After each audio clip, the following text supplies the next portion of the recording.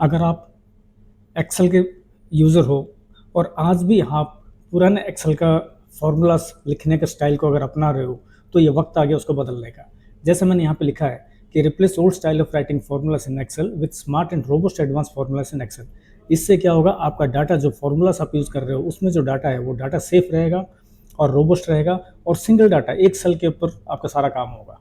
ये चीज़ जो advance Excel आपका, इस एडवांस एक्सेल के अंदर ये इतनी सारी एडवांसमेंट्स आई है, उसमें से आज हम जो देखेंगे वो 3 चीज़ें देखेंगे जो फॉर्मूलास के साथ लगा के, एक ट्रिम रेंज, डॉट ऑपरेटर और ड्रॉप फंक्शन को यूज़ करूँगा मैं यहाँ पे, ठीक है। तो स्टार्टिंग से हम देखेंगे कि पहले हम कैसे लिखते थे और एडवांस एक्सेल में कैसे लिखा जा रहा है, ठीक है। इसके लिए एक चीज़ आपको याद रखनी पड़ेगी कि आपका एक्सेल जो है वो अपडेटेड होना चाहिए, ठीक है।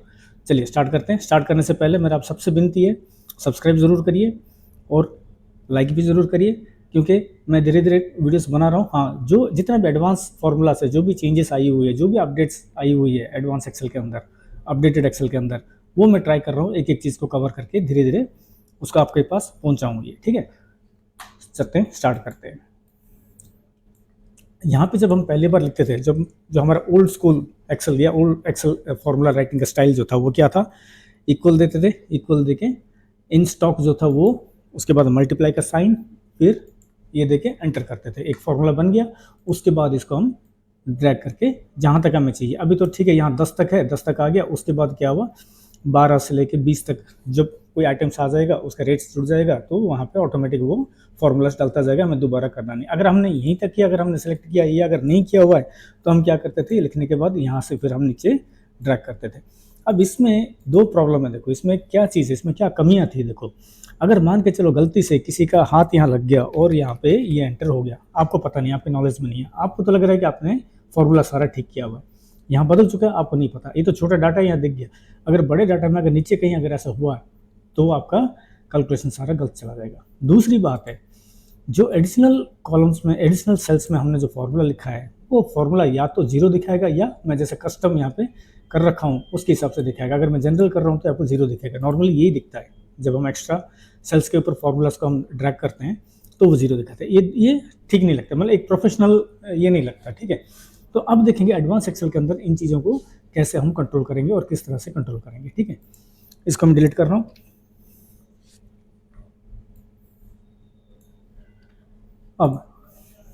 अब इसके थोड़ा सा एडवांस में अगर जाते हैं तो हम क्या करते हैं, हमने रेंज सेलेक्ट किया यहाँ से यहाँ तक, ठीक है, फिर मल्टीप्लाई किया यहाँ से यहाँ तक, ठीक है, करके एंटर करते ही हमारे पास एक ही सेल में जो हमने फॉर्मूला लिखा, लेकिन फॉर्मूला सारे सेल में एप्लीकेबल हो गया, अप्लाई हो गया। लेकिन एक चीज़ यहाँ पे देखो, ये वाला चीज़ नहीं हटा, ये अभी भी वही दिखा रहा है, जीरो दिखा रहा है, ठीक है। हाँ, इसमें बेनिफिट क्या हुआ, अगर यहाँ पे गलती से कोई टाइपिंग होगा या कुछ होगा, तो ये आपको स्पेल एरर दिखाएगा, दैट मीन्स कुछ ना कुछ चेंजेस हुआ है, यानी कि आपका डाटा यहाँ पे सेफ है। इस फंक्शन, स्टेप के फंक्शन में आपका डाटा कम से कम सेफ है, अगर कोई चेंज नहीं कर सकता, उसको करना हो तो कर नहीं सकता, ठीक है।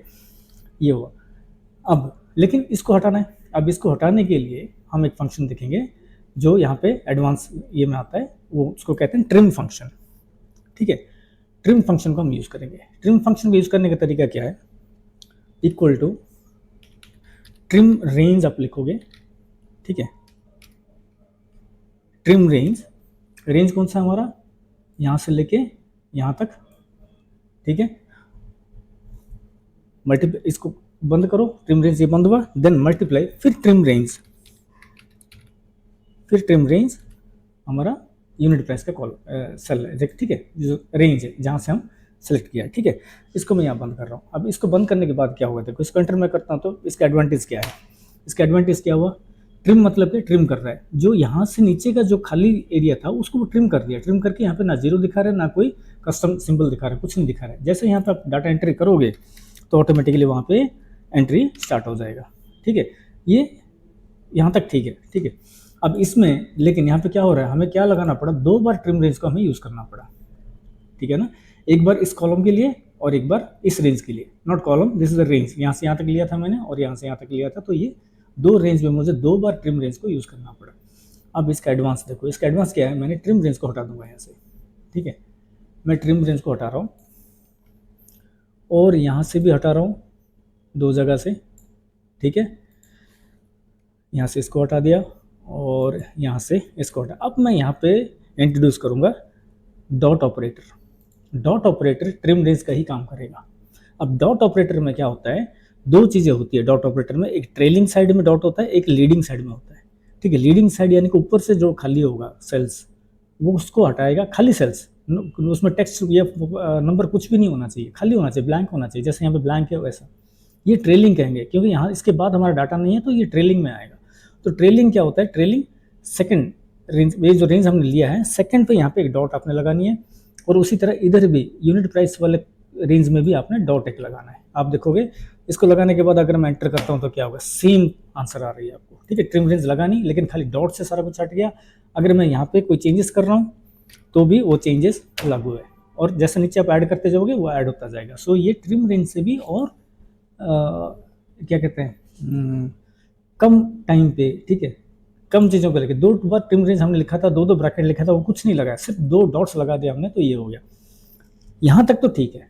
अब सवाल आता है, ये तो रेंज हो गया, अगर मुझे पूरा का पूरा कॉलम पे लगानी है तो क्या ये काम करेगा, वो करके देखते हैं। अब इसी के ऊपर मैं क्या करता हूँ, इस जगह पे मैं लेता हूँ पूरा कॉलम सेलेक्ट करता हूँ। ठीक है, सी वाला कॉलम स्टार्टिंग से लास्ट तक मैंने ले लिया, और सेम इसके ऊपर भी मैं स्टार्टिंग से लास्ट तक ले रहा हूँ। ठीक है, अब अगर मैं यहाँ पे एंटर मारता हूँ तो मुझे क्या मिलेगा, स्पिल एरर मिला। स्पिल एरर क्यों मिला, क्योंकि ऊपर यहाँ पे आपका जो रो है वो हेडिंग है, इसको नंबर नहीं मिल रहा है। ठीक है, तो अब इसको हटाने के लिए हमें क्या करना पड़ेगा, मान के चलो मैंने नीचे ट्रेलिंग हटाने के लिए चलो मैंने दे दिया, ट्रेलिंग हटाने के लिए मैं दे दूंगा। ठीक है, ट्रेलिंग हटाने के लिए मैंने एक डॉट दिया, यहाँ पे भी मैंने डॉट दिया ट्रेलिंग के लिए, यानी कि जहाँ तक है वहाँ तक मुझे कम से कम दिखा दे। एंटर करता हूँ तो क्या करा, दिखा तो दिया इसने, लेकिन क्या करा, पहला सेल वैल्यू एरर दिखा रहा है। और ये जो 88 + 7 इसका जो मल्टीप्लीकेशन था 616, ये सेल नीचे चला गया। क्यों चला गया, क्योंकि ऊपर का जो रो था ना, ये रो नीचे को स्किप किया, यहाँ के डाटा नहीं मिला, यहाँ से उठाया उसने। ठीक है, तो इसको हटाने के लिए हम यहाँ पे क्या है, देखो इसके साथ हम जो एडवांस यहाँ पे जो मैंने लिखा था, ट्रिम रेंज मैंने दिखाया आपको, डॉट ऑपरेटर दिखाया, अब बचा क्या, ड्रॉप। अब यहाँ पे ड्रॉप फंक्शन का काम आएगा। यहाँ पे मैं क्या करूँगा, इसको ड्रॉप फंक्शन ऐड करके, ड्रॉप फंक्शन क्या कह रहा है, देखो ड्रॉप फंक्शन को एरे चाहिए, उसके बाद कितने रो ड्रॉप करना है, ये रो हमारा हो गया, कितने रो ड्रॉप करना है, और कॉलम कितने, यानी कि दोनों साइड काम करेगा। ठीक है, दोनों साइड काम करेगा, रोज पे भी रो को हटानी है तो भी काम करेगा, कॉलम्स को हटाना है कम करना है तो भी काम करेगा। ड्रॉप करना मतलब कम करना है, उनको काउंटिंग में नहीं लाना है। ठीक है, तो ये करने के बाद हमें क्या करना पड़ेगा, इसको कैसे करूंगा मैं, ये बाकी सेम एज इट इज रहेगा, क्योंकि ट्रेलिंग मुझे हटानी थी, ट्रेलिंग के लिए मैंने ट्रेलिंग डॉट्स लगा रखा है। यहाँ पे कॉमा देने के बाद देखो आप रो दिखा रहा है, रो मांग रहा है वो, मुझे यहाँ पे खाली रो हटाना है, कोई कॉलम को नहीं हटाना। तो इसलिए मैंने कितने रोज हटानी है, मुझे सिर्फ एक नंबर पहला वाला रो हटानी है। तो मैंने यहाँ पे न्यूमेरिक वैल्यू 1 डाल के ये ब्रैकेट मैंने बंद करूंगा और एंटर करूंगा। अब देखो सारा क्लियर, एब्सोल्युटली क्लियर। ये पूरा अभी ये क्या कर रहा है, पूरा कॉलम सी और पूरा कॉलम डी कंप्लीट रेंज को ले लिया। अब इसमें आप जितना ऐड करना है करो, जो करना है करो, वो सारा अपडेट होता जाएगा, सब कुछ क्लियर रहेगा, इसमें कोई दिक्कत नहीं। अब ये है एडवांस और मॉडर्न एक्सेल का जो है ताकत। ठीक है, हम जो पुराने फॉर्मूला से यूज़ कर रहे हैं अब उसको बदल दो, अभी बदल के आप इस पर स्विच ओवर करो। इससे आपका बेनिफिट क्या है, आपका डाटा सेफ है। आपका डाटा गलती से भी अगर किसी कोई टाइपिंग लग गया, कोई चेंज हो गया, तो आपको स्पिल एरर दिखा देगा, दैट मीन्स इसमें कोई चेंजेस हुआ है। आप इसको कंट्रोल-C करके आप कैंसिल करके आप वापस अपना डाटा को ला सकते हैं, आपका डाटा सेफ है पूरा। ठीक है ना, ये सबसे बेस्ट तरीका है आजकल फॉर्मूलास लिखने का। ठीक है, अब आपके मन में क्वेश्चन आएगा, अगर कॉलम्स में हम कर सके, क्या हम रोज में कर सकते हैं? अब वो देखते हैं। ठीक है, रो में चलते हैं, रो में जाके रोज का देखते हैं। यहाँ पे मैंने बना रखा है, यहाँ पे क्या है, मैंने एक मंथ का मैंने डेली आइटम्स का जो आइटम्स है उसके डेली सेल्स में काउंट कर रहा हूँ। ठीक है, ये मुझे कितने 31 डेज तक करना है, मैंने एक बार 16 तक डाला हुआ है, यानी कि मेरे टोटल क्या है, यहाँ टोटल बनेगा, ये टोटल ऐसा ऐसा बढ़ता जाएगा, जैसे जैसे डाटा डलेगा वैसे ये बढ़ता जाएगा। ठीक है, क्या ये फॉर्मेट हम इन्हीं चीज़ों को हम यहाँ पे यूज़ कर सकते हैं कि नहीं कर सकते हैं? ठीक है, सेम वही चीज़ देखेंगे। पहला वाला हम जब जो हमारा ट्रेडिशनल ये था, जब हम सम करते थे तो क्या करते थे, सम रेंज सम लिख के इनको हम टोटल करते थे, टोटल करके डालने के बाद एंटर करते थे। उसके बाद क्या करते थे, इसको हमें जहाँ तक चाहिए वहाँ तक ड्रैग करते थे। करने से क्या होता था, सेम वो इशू होता था, जहाँ पे डाटा नहीं है वहाँ पे 0, और जहाँ पे यहाँ पे बदलने का चांसेस भी था, डर लगता था बदल जाएगा, अगर गलती से किसी का टाइप हो गया तो टोटल चेंज हो गया आपका कैलकुलेशन में भी एरर आ जाएगा। ठीक है, सो ये पुराना स्कूल एक्सेल का ये दिक्कतें थी। ठीक है, अब हम क्या करेंगे, इसको नए तरीके से देखेंगे। अब यहाँ पे मैंने इसको डिलीट कर रहा हूँ, डिलीट करके अब यहाँ पे मैंने स्टार्ट करूँगा, क्या स्टार्ट करूँगा, अब हम रेंज को उठाएंगे पहले। ठीक है, जैसा कॉलम्स में हमने रेंज को उठाया था वैसे ही यहाँ पे भी रेंज को उठाएंगे। ठीक है, यहाँ पे मैं ले रहा हूँ बाई कॉलम, यानी कि ये 4 कॉलम का जो टोटल है इसका रेंज में लूँगा। ठीक है, 4 कॉलम का रेंज का सम निकाल के देखूंगा ये हो रहा है कि नहीं हो रहा है। ठीक है, सो यहाँ पे मैं एक फंक्शन यूज़ कर रहा हूँ बाई कॉल। ठीक है, बाई कॉल फंक्शन यूज़ कर रहा हूँ, थोड़ा ये बाई कॉल यूज़ करके मैंने क्या करा, ये 4 रेंज को उठाइए, पूरा रेंज को उठाया यहाँ तक। ठीक है, जहाँ तक मुझे चाहिए। उसके बाद क्या करना है, मुझे इनका सम निकालना है, और मैंने सम लिख के ब्रैकेट बंद और मैंने एंटर किया। अब यहाँ पे देखो सम तो निकाल दिया, सेम वही प्रॉब्लम है, 0 0 0 वाला लास्ट में लीडिंग में जहाँ पे है वो 0 है। अब यहाँ पे जैसा वहाँ पे हमने लीडिंग वाले को हटाने के लिए हमने जो ट्रेलिंग जीरोस थे उसको हटाने के लिए हमने क्या किया था, ट्रिम रेंज यूज़ किया था। ट्रिम रेंज के बदले में हमने दूसरा ऑपरेटर क्या यूज़ किया था, डॉट ऑपरेटर। तो अब वही चीज़ हम यहाँ पे डॉट ऑपरेटर करके देखेंगे। ठीक है, डॉट ऑपरेटर को यूज़ करके देखेंगे। और दूसरी है डॉट ऑपरेटर भी यूज़ करेंगे, और दूसरा ये तो खाली रेंज था, हम देखेंगे पूरा कॉलम पूरा 4 से लेकर 7 लास्ट तक जितने भी इसका सेल्स हैं, जितने भी आगे कंप्लीट रो है ना, ये पूरा जैसा हमने कॉलम में किया था वैसे ही यहाँ पे करेंगे। सारा हम सेलेक्ट करके देखेंगे वहाँ पे इसका क्या नतीजा आ रहा है। ठीक है, तो पहले इसी को चेंज कर रहा हूँ मैं।